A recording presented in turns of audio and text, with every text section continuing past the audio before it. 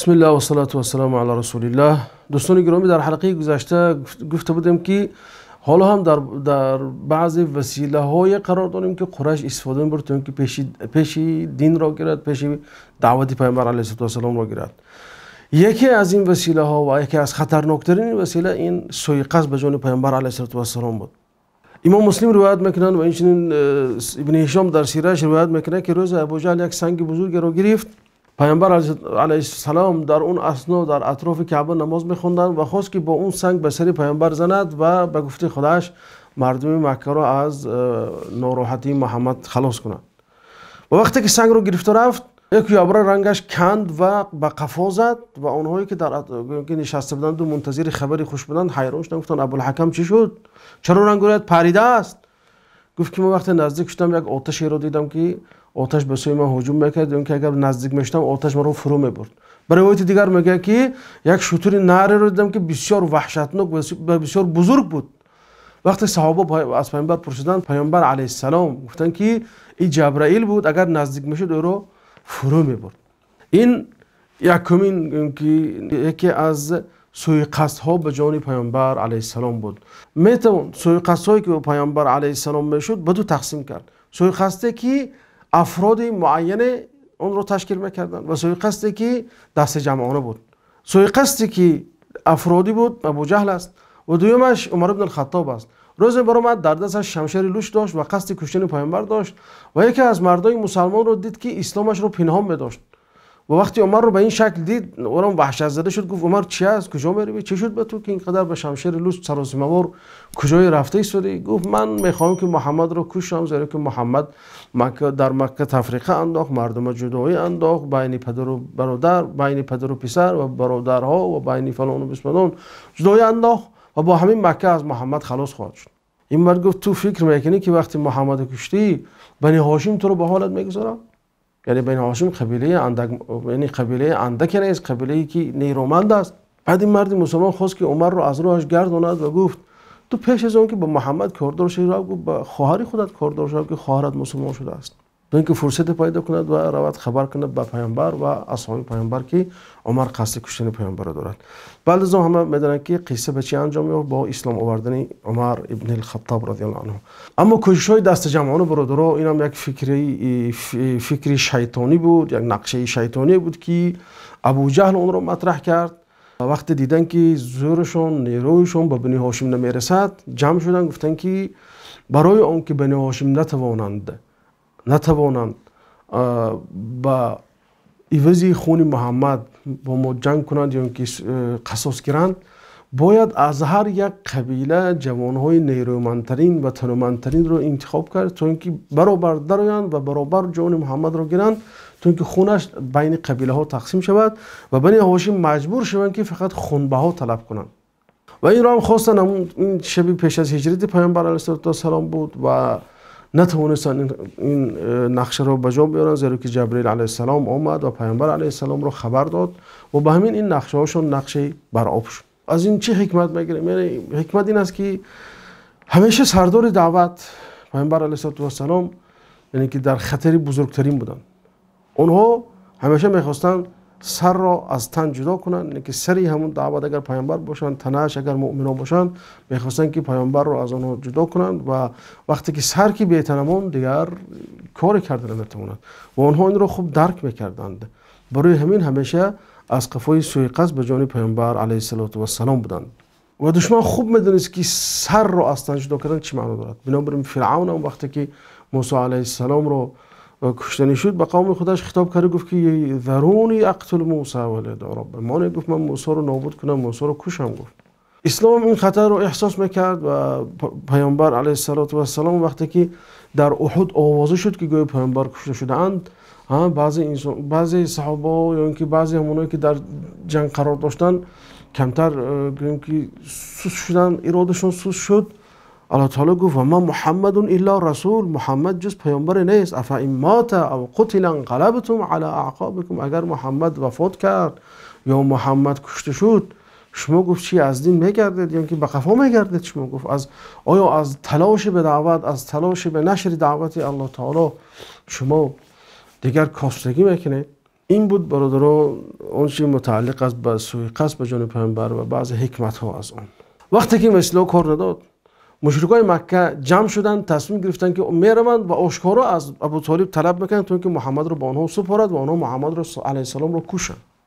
و اونها آمدند و ابو طالب رو مطرح کردند. ابو طالب خطرناک بودن وضعیت را درک کرد و در حال بزرگان بنی هاشم و بزرگان بنی مطلب را جمع کرد و با آنها مشورت کرد. گفت که ما باید تا آخرین قطره خون از محمد علیه السلام دفاع کنیم، زیرا که از قبیله ما، از فرد از قبیله ما است. یعنی که اونها اینجا سبب حمایتشون از پیامبر این رسالت نبود، یا اینکه ایمان آوردنشون به پیامبر نبود. این سبب دفاعشون از پیامبر تنها اون بود که نمیخواستن که یک انسانی که بیرون از قبیله هست خون هم قبیله اونها رو بریزد. دیگر غرضی نداشتن اونها، فقط همین حمیت جاهلیت بود، همین عادت جاهلی بود. موسی ابن عقبه و ابن اسحاق همین حادثه رو روایت کردند و گفتند که تقریبا همین چیز در محرم سال هفتم بعثت شد، یعنی که بعد از 7 سال بعثتشان همین واقعه به وقوع پیوست. یعنی واقعه تحریم اقتصادی علیه پیامبر علیه السلام و مسلمان ها همراه آنها. یعنی اونجا قبیله بنی هاشم بود، بنی مطلب بود و همه مسلمان هایی که در مکه بودند در یک دره جا کردند و یک صحیفه نوشتند و یک پروتکل ترتیب دادند که در اساس آن تحریم اقتصادی و تحریم اجتماعی و تحریم روانی علیه مسلمانان را، یعنی که نه از اونها زنگ گیرید، نه با اونها خرید و فروش کنید، نه با اونها همنشینی کنید، نه با اونها رفت آمد کنید. یعنی تمام نمودی معامله با اونها رو منع کردن و این صحیفه خود را در یک چیز پیچاندن، در یک پوست در داخل کعبه گذاشتن، همچون یک چیز مقدس. و همین طور برادر 3 سال دوام کرد این تحریم اقتصادیشون و خیلی مسلمان عذاب کشیدن در اونجا. در روایت آمده است که گاهی میشد که علف میخوردن، گاهی میشد که برگی درخت میخوردن، از گرسنگی رو چیزی نمیافتند. و ابو جهل لعین مثل هر وقته هر کجا چشمای خودش کاشتگی بود. هر انسانی که تلاش کمک به آنها رو میکرد به شدیدترین وجه آنها رو مجازات میکرد، آنها رو جزا میداد. یعنی کسی جرأت نداشت که حتی برای عمه خودش، برای خالی خودش، برای پسر عمه خودش، برای تقای خودش و آنهایی که خشتباری با بنی هاشم بنی مطلب داشتن با آنها نمیتونستن طعام درست کنن، مگر بعضی انسان‌های بزرگ و نیرومنده که همونها هم پنهانی شبانه برای آنها، یعنی که کم کم گندم و یا خرما و چیزی که پیدا میکردن میفرستادن. روز از روزها برادرها وقتی که همین حالت بسیار دوام داشت، تا آوازی کودکای بنی هاشم و بنی مطلب و مسلمانایی که اونجا بودن در اطراف مکه در کعبه شنیده میشد و بسیار انسان‌هایی که وجدان داشتن، انسان‌هایی که در نهادشان شهامت و مردانگی و جوانمردی بود، وقتی اینها رو میشنیدن ناراحت میشدند و چند نفر از جوانای مکه، ابوالبختری و زمعة بن الاسود و دیگرها بین خودشون مصلحت گرفتن که آخه تا کی ما اینا صبر میکنیم؟ اونها نیز یک مثل ما انسان هستن، هم قبیله ما هستن، بعضیشون با ما خشتباری دارن. چخیل ما اینجا سیر شینیم اونها گرسنه باشن، چخیل ما لباس داریم اونها لباس ندارن، چخیل ما در سرما هستن ما در اینجا در خانه. یعنی همین چیزها رو بین مصلحت کردن. آنها گفتن که میرویم در اطراف کعبه و از اونها طلب میکنیم تا اینکه این صحیفه بیکار کرده شود، این قانون، اون قانونی که بردن بیکار کرده شود و با آنها معامله کرده شود. یعنی به درجه این قانون ظالمانه بود که تا ابو لهب لعین وقتی که یگان تاجر از خارج مکه می اومد میگفت که برای این انسان‌های مجازات شده هستن، برای اینها نرخ شما باید 10 برابر کنه. یعنی اگر 1 کیلو آرد اگر 1 سامان باشد، برای اینها میگفتن که 10 سامان. به این درجه ظلم میکرد.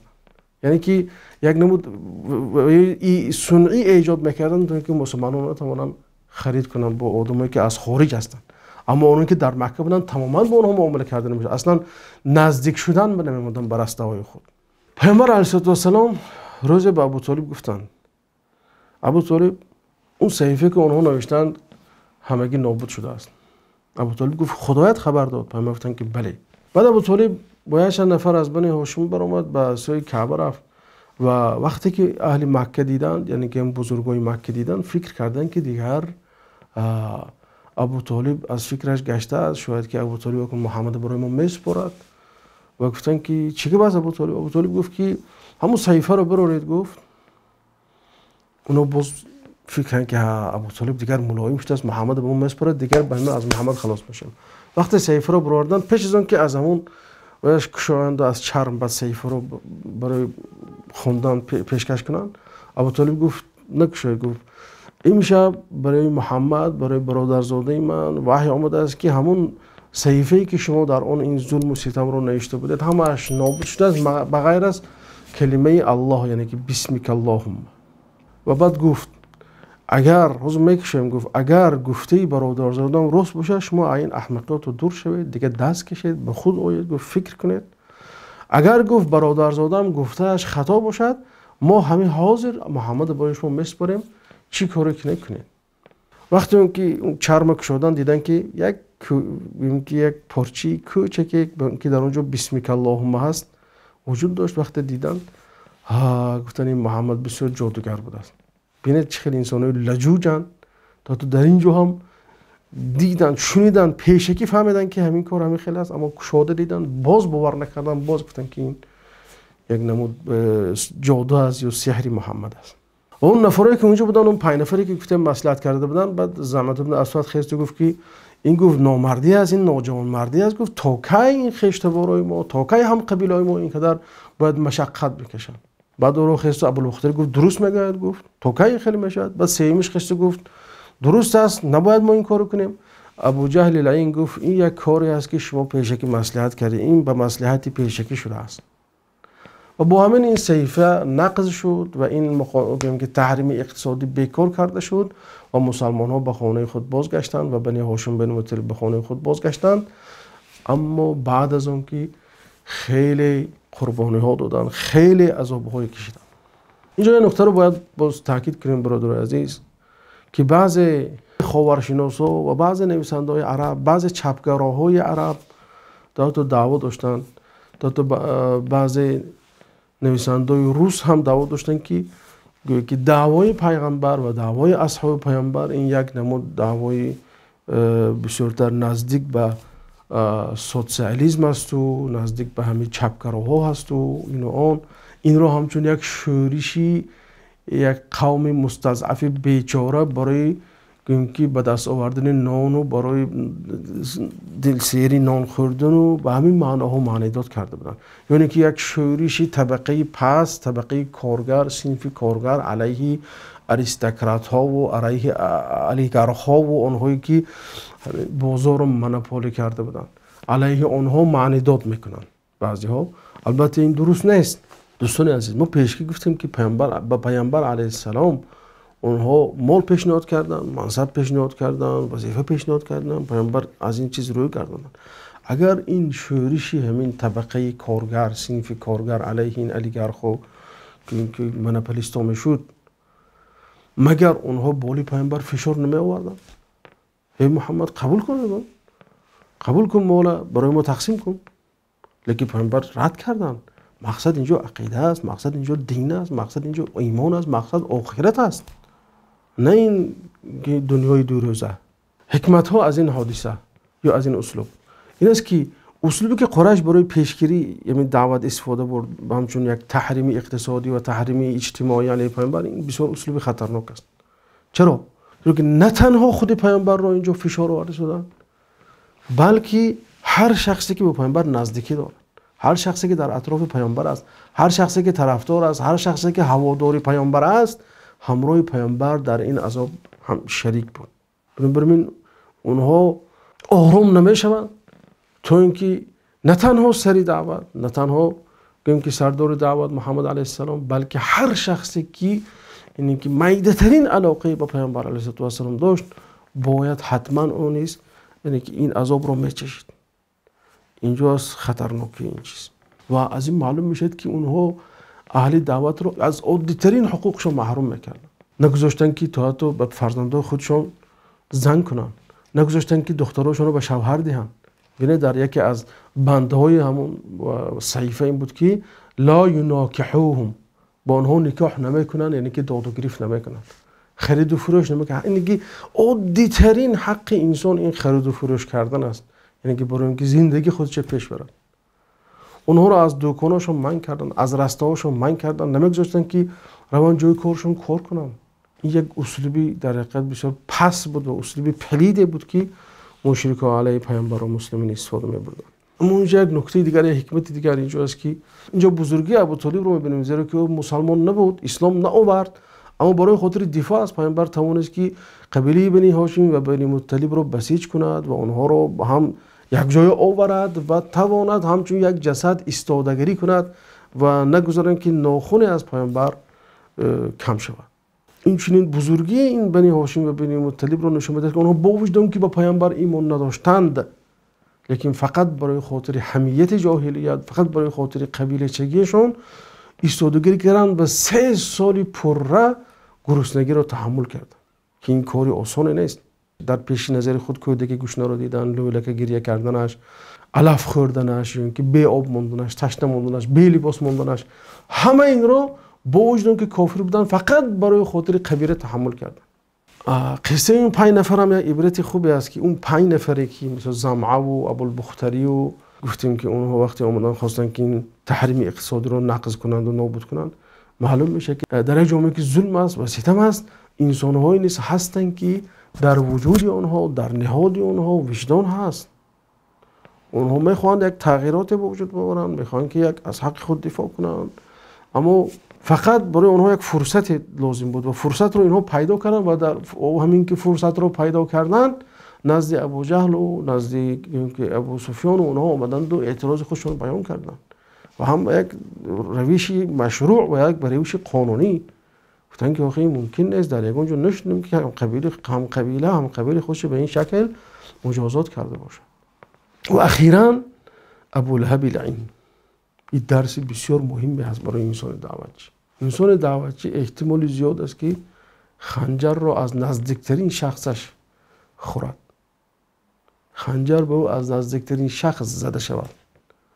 ابولهب عمک بود، به جای اون که پیامبر دفاع کنه، به جای که همراه قبیله خودش رو تمامی که عرف و عادت های قبیله رو زیر پا کرد، فقط برای خاطر ضد پیامبر علیه السلام جنگ کردن، برای خاطر پیامبر علیه السلام رو ساکت کردن و نابود کردن. این معنا نداره که گاهی میشه که انسانی نزدیکترین میتواند حیات انسان رو نابود کند، میتواند که انسان ضرری بسیار بزرگ آورد. دوستای گرامی، این بود وسیله هایی که قریش استفاده برد تا اینکه پیش پیامبر رو گیرد. یعنی هم نفوذ اجتماعی، هم اقتصادی، هم سیاسی رو استفاده برد، تمام نیروی خودش رو استفاده برد، پیمان های خارجی خودش رو استفاده برد تا اینکه پیامبر رو نگذارد دعوتشون پیش رود. اما الله تعالی ارادش دیگر بود. الله تعالی میخواست که این دین نشود، الله تعالی میخواست که این دین تمام دنیا رو در بر گیرد. چه خیلی گفت یریدون ان یطفئوا نور الله بافواههم والله متم نوره. میخوان که نور خدا رو به دهانهای خود خاموش کنن، اما الله تعالی نور خودش پر کننده هست. گرچه که مشرکان نخواهند، گرچه که کافران نخواهند. دیدیم عظمت خدا رو بینید که یک گروهی که کوچک بود، میدهک بود، اولا اونها 7 نفر بودن، 8 نفر شدن، 10 نفر، 60 نفر، 70 نفر، 100 چند نفر. یعنی انسانی که از بیرون اینها رو تماشا کرده میشد، انسانی که از بیرون اینها رو نظر میکرد، هیچ فکر نمیکرد که این گروه آینده میتوانند در یک زمان خیلی کوتاه، در 4 سال 2 امپراتوری بزرگ، امپراتوری فارس و امپراتوری بیزانتی را از پای افکنند. همه این نتیجه ایستادگی، نتیجه صبر، شکیبایی، تحمل آنها بود. و آنها ایمان داشتن به سخنان پیامبر و پیامبر به آنها امید میبخشیدند. میگفتن که چخیلی در حدیث خباب رو چند بار آوردیم، میگفتن که روز میرسد که از صنعا تا حضرموت انسان میرد از هیچ کس نمیترسد. پیامبر علیه السلام در وزین ترین حالاتش صحابه رو بشارت میدادند، میگفتن که شما فلان جا رو فتح خواهید کرد، شما فلان منطقه رو فتح خواهید کرد. با همین دیگر حلقه متعلق به وسیله های پیشگیری از دعوت به آخر میرسد و انشاءالله در حلقه آینده درباره هجرت حبشه صحبت خواهیم کرد. یعنی که اولین هجرت در اسلام و اولین شخصایی که هجرت کردن انشاءالله صحبت خواهیم کرد و فایده اون هجرت و برای چی پیامبر حبشه رو اختیار کردن، برای چی پیامبر طائف رو اختیار نکردن، برای چی یمن رو اختیار نکردن و حبشه رو اختیار کردن. آیا این تصادفی بود یا اینکه این وحی از خدا بود یا اینکه یک نقشه از پیامبر علیه السلام بود؟ همه این رو انشاءالله در حلقه آینده خواهیم دید. السلام علیکم و رحمت الله و برکاته.